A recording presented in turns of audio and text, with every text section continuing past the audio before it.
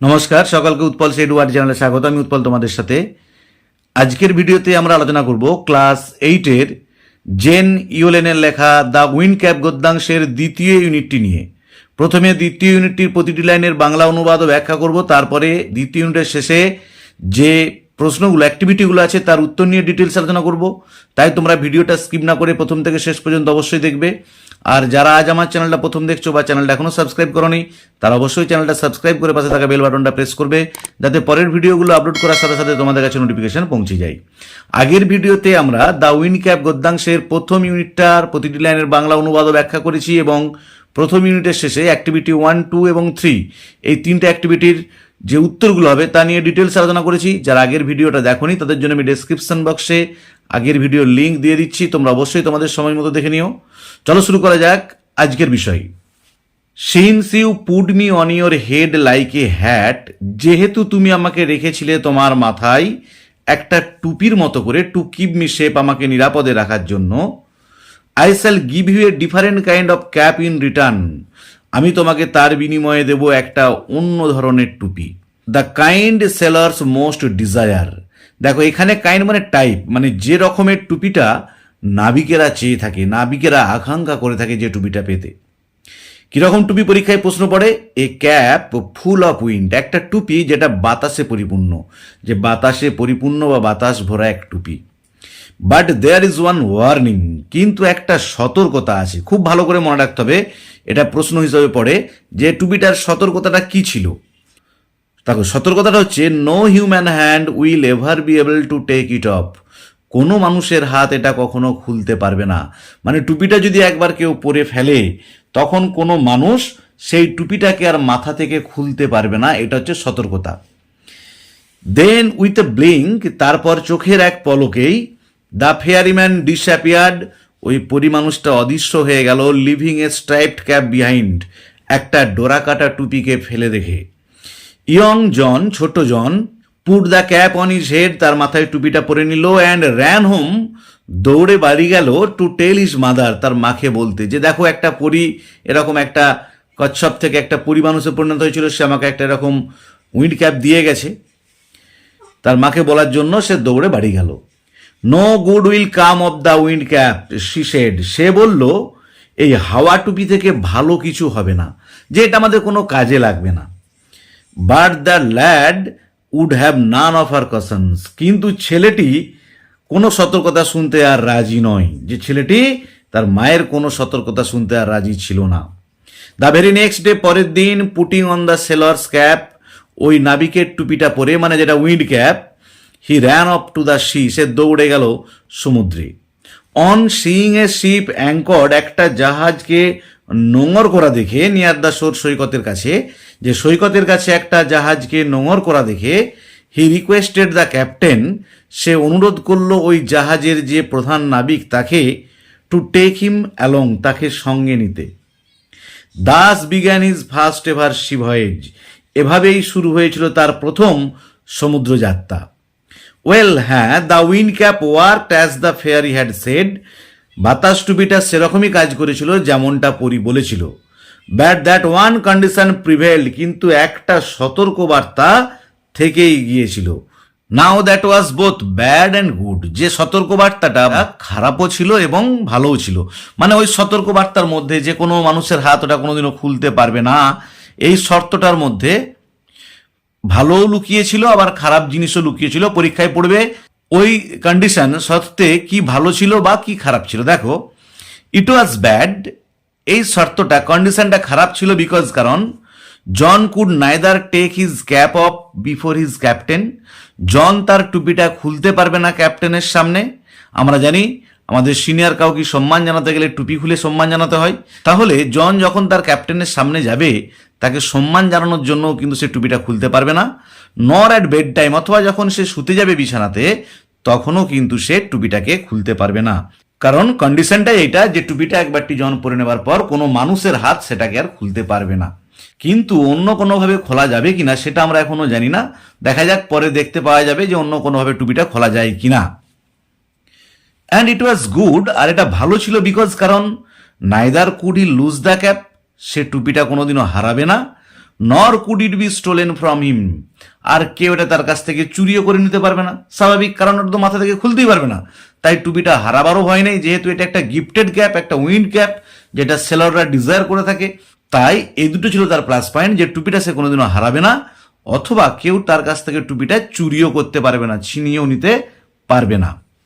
Since it was wind that sailors call for, যেহেতু এটা ছিল বাতাস যেটা নাবিকেরা চেয়ে থাকে বা নাবিকদের যেটা খুবই প্রয়োজন, and wind that could John supply, আর সেই বাতাসকেই জন পাত্র যোগান দিতে, he soon became very popular, সে শীঘ্রই হয়ে উঠেছিল খুবই জনপ্রিয়।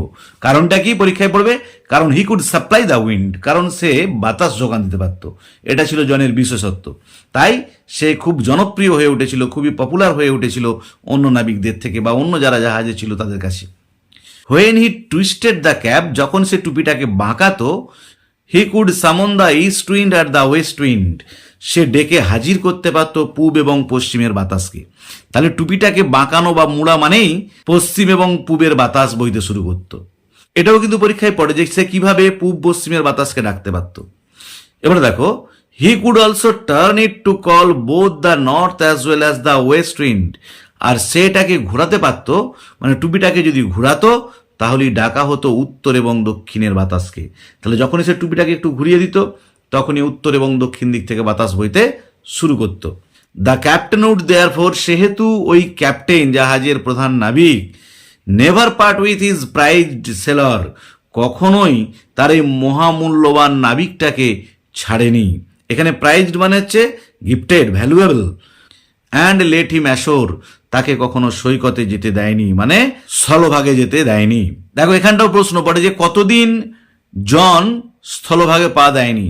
For a year and a day, 1 বছর 1 দিন ধরে, young John did not set foot on land, ছোট্ট জন স্থলভাগে ভূমিভাগে পা ফেলেনি।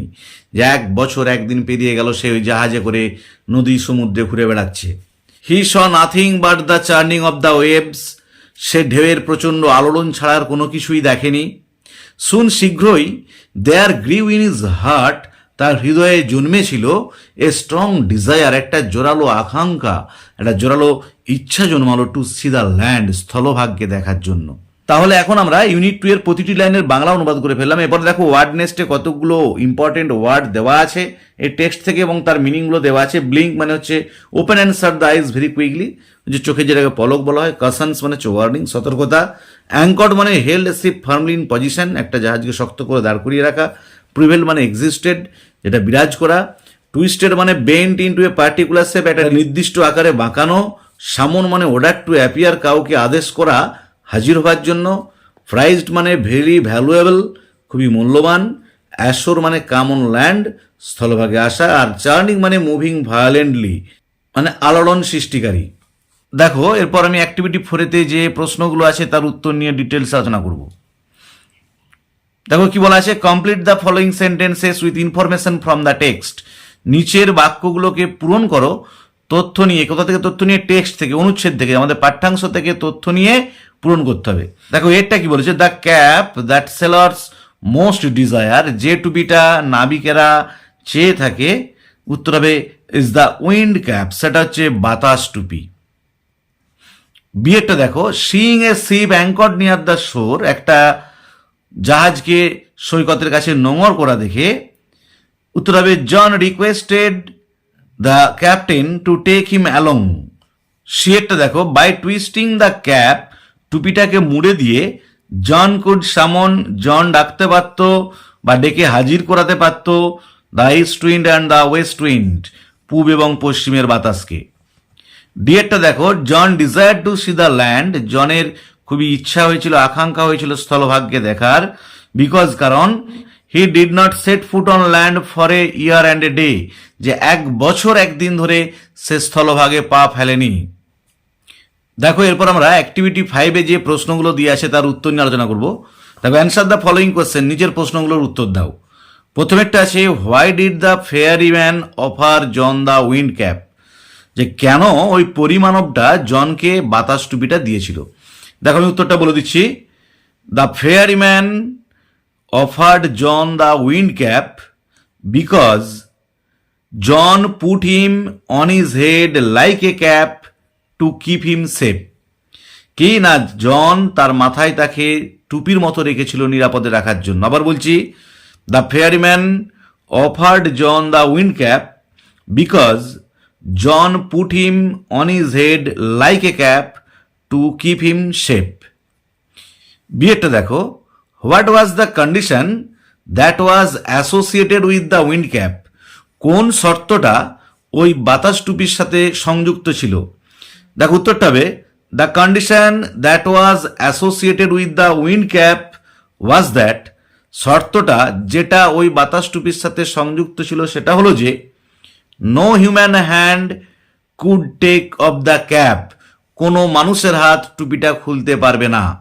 আবার বলছি, the condition that was associated with the wind cap, শর্তটা যেটা সংযুক্ত ছিল বাতাস টুপিটার সাথে ওয়াজ দ্যাট, সেটা হচ্ছে যে no human hand could take off the cap, no human hand could take off the cap, কোনো মানুষের হাতি ওই টুপিটাকে খুলতে পারবে না।